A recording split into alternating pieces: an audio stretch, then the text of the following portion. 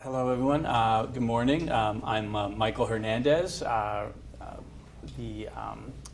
New York Policy Director for ReWiring America. Really happy to be here this morning to talk with all of you. I'll just start off. This is Building Electrification 101, so I'll be doing kind of a broad overview. This is a picture of last month in New York State. We are the first state in the nation to provide point-of-sale rebates on appliances. So you can get $840 off of a heat pump dryer, and NYSERDA is going to be rolling out additional appliances rebates coming up shortly. Induction stoves are next up. So let's see.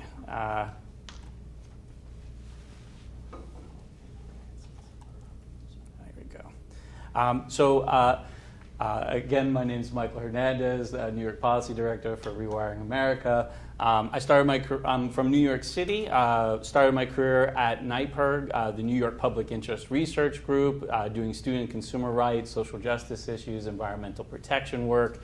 Did a lot of work on the Strap Hangers campaign in New York City. Ended up going to law school in Buffalo. I practiced law in New York City doing federal, state, and local cases, and then made my way to the Assembly, where I was Assistant Secretary for Energy for the Assembly, for the Speaker. And then went to go work at the Dormitory Authority. You may know the Dormitory Authority issues municipal bonds, uses those revenues to build infrastructure in New York State. I was their intergovernmental relations director, basically creating their legislative agenda. Since 2020, I've been working at ReWiring America. And ReWiring America is a electrification advocacy group, really focused on how do we provide incentives, information, data on electrification and help people move forward in their electrification journey. And it was really founded on one simple idea: how do we electrify everything? And so we are non-for-profit, and basically we believe if you have clean electricity plus electrification, you'll get to decarbonization. Ours is an electrifying story of economic renewal and community infrastructure and a new climate future that's really focused on lowering energy costs, healthier homes, and benefiting the climate. So I'll just start off a quick overview of New York State. We have over 6 million buildings in New York State that are 7.4 million households, and nearly half of those households are low and moderate income households. So we always have to be careful about whenever we're doing anything addressing housing and energy affordability because of that large population of low and moderate income households. In New York, our buildings are older than the national average, which makes it a little bit challenging for retrofitting those buildings for electrification. But it's a great opportunity to update those buildings and improve the quality of life for those inside and make a significant improvement on their energy performance, making them more energy efficient.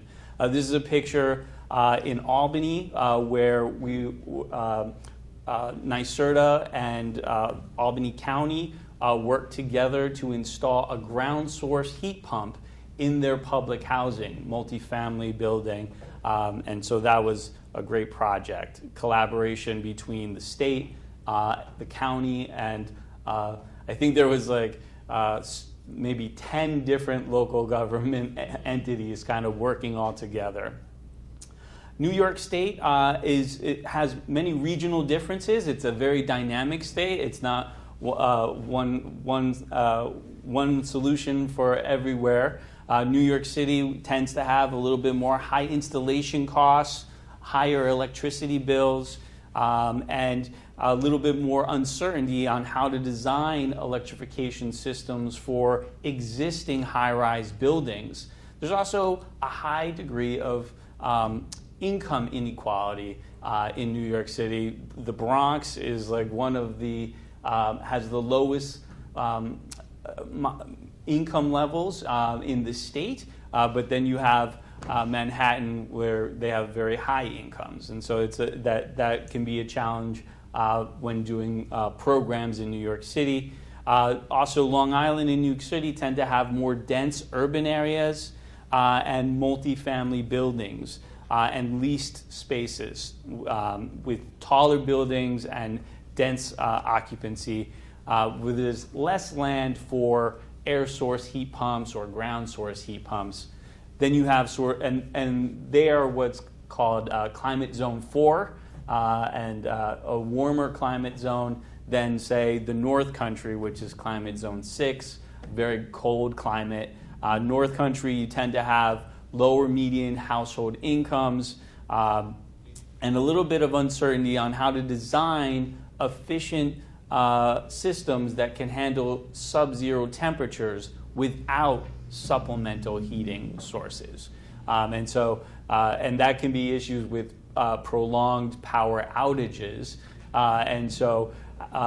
Because it will take more energy to power a heat pump than it would to power a gas furnace. So you need to take that into consideration with your supplemental sources of energy. And then we have upstate New York, the Finger Lakes, and those are generally suburban, rural communities, small, moderate-sized cities, and we have more single-family and low-rise buildings. But that makes it a little bit easier to install those air source heat pumps and those ground source heat pumps. But we can have issues with availability for equipment and having trained installers. New York is one of the leading states on climate action. In 2019, we passed the Climate Leadership and Community Protection Act, where we basically did two big things. We said, let's reduce our greenhouse gas emissions and transition our energy sector to clean energy. And so you can see our numbers there. Since 2019, we've passed the All Electric Buildings Act, which electrifies new construction. So when new buildings are being built, they will be electrified. No fossil fuel combustion systems in new construction. That happened on the state level. It's also happened in New York City. You've seen local governments like Beacon, I think Ithaca. There's been a number of different local governments that have passed local laws to have stricter building codes and energy standards than the state's minimum standards. So you do see that. New York has also passed through its Department of Public Service, awarded $5 billion between 2025 and 2030 for energy efficiency and electrification incentives. And in addition to that, we passed the Environmental Bond Act of 2022, which provided $4.2 billion for climate action. And on the federal level, there was the Inflation Reduction Act, which has provided New York with $300 million for electrification and weatherization. And so you can see federal, state, local levels, there's a lot of money, there's a lot of goals being set to make this energy transition happen. And then part of what happened with the Climate Leadership and Community Protection Act is we said, let's do an analysis, an inventory of where all of our greenhouse gas emissions are coming from. And so that inventory was done, and it found that the building sector is the largest source of greenhouse gas emissions in New York State. And so you can see the breakdown within the building sector. 34% of those emissions coming from residential buildings, 19% from commercial, and then 33% from imported fuels. You can also see some of the other sectors where we have greenhouse gas emissions, including transportation. So electrifying our building sector is the largest driver of direct emissions reductions. And you can see here on this graph the percentage of utility gas being used in homes, and also delivered fuels such as fuel oil and propane. The majority of those fuels being used for space heating, a little bit for water heating, but it's really the way that we heat our homes and the way that we heat our water that is contributing to the most to our greenhouse gas emissions in New York State. So again, building sector. But what's great is that electrification of space and water heating is a viable approach to decarbonizing operations for nearly all types of buildings in New York. Modern heat pumps work in very cold climates. Heat pumps are commercially available, and heat pumps keep homes safe and comfortable year-round. They provide warmth in the winter, and they provide air conditioning in the summer. In addition to the electrification, we also will need to do efficiency work on these buildings.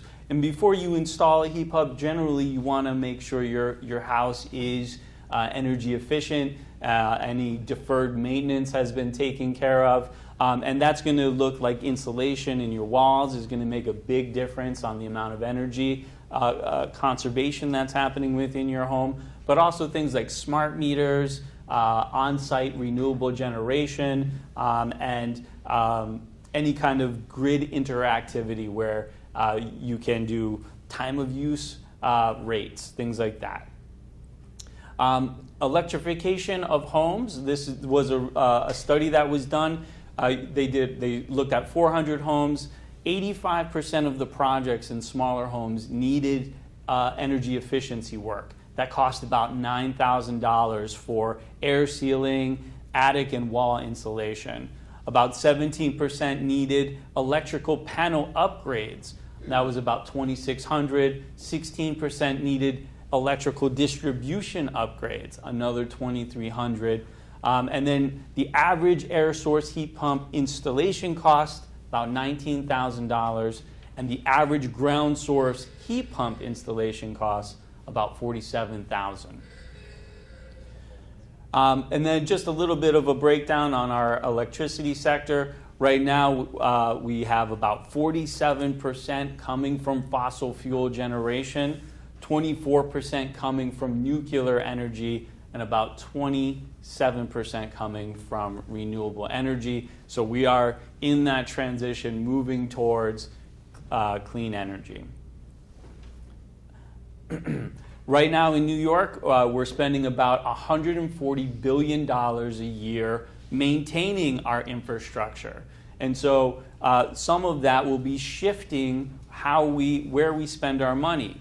Our annual energy expenditure for our energy infrastructure is about $50 billion, of which the largest part is $24 billion.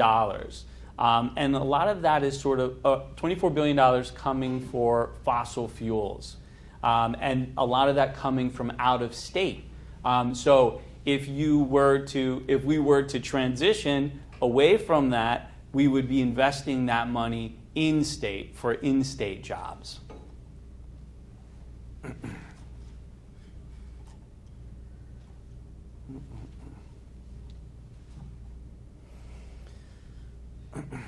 Okay, so affordability, just want to touch base. Right now, natural gas prices are very low. This is from the October Public Service Commission meeting, basically saying that over the last few years, right now gas prices are really low.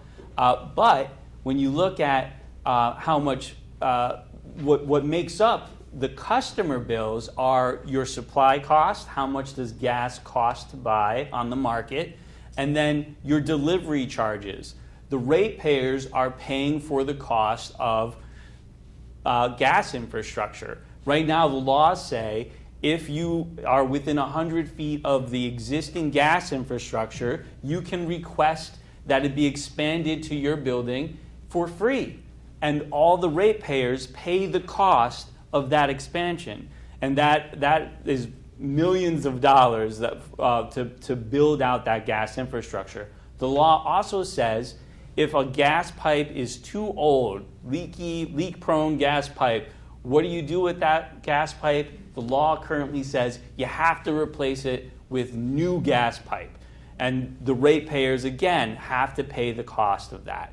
So you can see basically that they're projecting that customer bills are going to go up by 18% because of that cost of that gas infrastructure. So even though gas supply charges are very low, customers are paying more because of that gas infrastructure. And then again, we talked about low, moderate income households. 3.5 million households in New York State, about 2.3 million low income.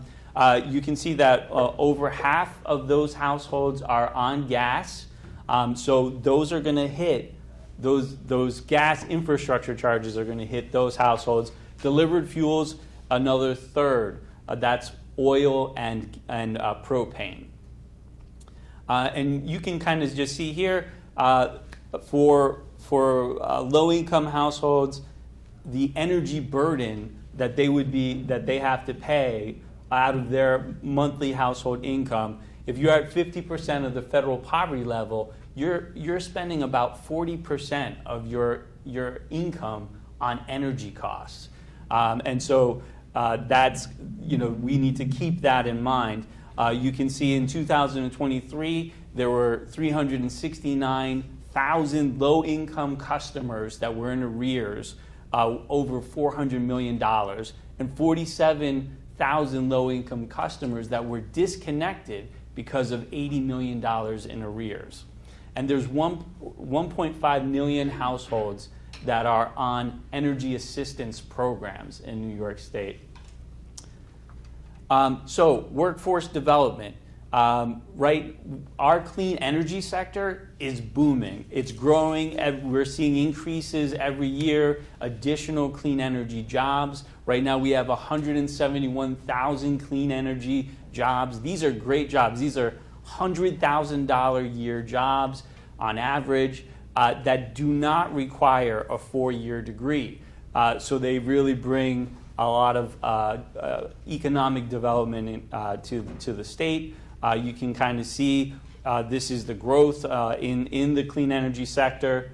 And then when we talk about the clean energy sector, the bulk of the clean energy sector is in building decarbonization and energy efficiency work. You can see here between building decarb, renewable energy, power generation, grid modernization work, really the bulk of that building decarb, the clean energy sector is in the building decarb, about 88%, with 127,000 jobs in energy efficiency.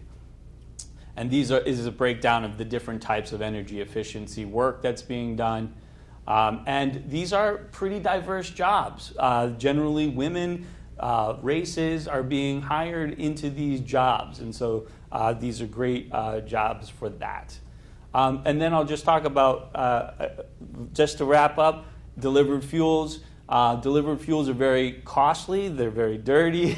And we're using the most in the country in New York. 82% of consumption of heating oil is happening in the Northeast. And if you look at consumption within the Northeast, New York is at the top. So we are using more heating oil than pretty much any other state in the country. And then this is what would happen, how much those houses would save, about $1,400 if they switched to a heat pump. I'm going to wrap up, just kind of go real through. This is how many households, about 500,000 low-income households on delivered fuels. I'll just say that this is if we electrify, we'll actually be saving a lot of money through the averted health costs. This is a pie chart of where averted health costs come from decarbonization, and the bulk of that comes from building decarbonization. And you can see on that chart, as the years progress, more and more of those savings come on. And then I'll just kind of wrap up with a pitch to use our calculator to find out how you can get incentives for electrification. You can put in your demographics, and we'll tell you all the different projects you can do for your house and the incentives that you can get for those projects. So thanks very much. Appreciate it.